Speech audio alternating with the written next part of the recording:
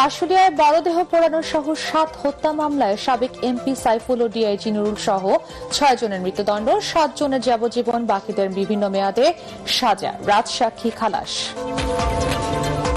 এবারে নির্বাচনে চাঁদাবাজ মামলাবাজদের পরাজিত করবে জনগণ। নওগাঁর জনসভায় জামাতের আমির মাস্তানি হুমকির রাজনীতি বন্ধ না হলে জুলাইয়ের মতো আন্দোলনের হুঁশিয়ারি। কাল ঘোষণা করা হবে বিএনপি নির্বাচনী ইশতেহার।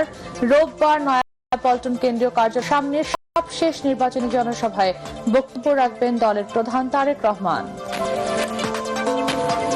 নির্বাচনকে ঘিরে সামাজিক যোগাযোগ মাধ্যমে অপপ্রচার চ্যালেঞ্জ হিসেবে দেখছে কমিশন।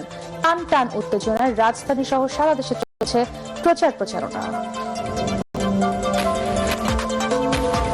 আইনি জটিলতায় নতুন সংসদ সদস্যদের শপথ পড়াতে পারবেন না গত সংসদের স্পিকার ও ডেপুটি স্পিকার।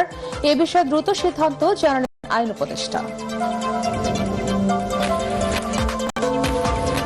এবং সুষ্ঠু নির্বাচন আয়োজনে সব ধরনের সহায়তা করতে প্রস্তুত সেনাবাহিনী।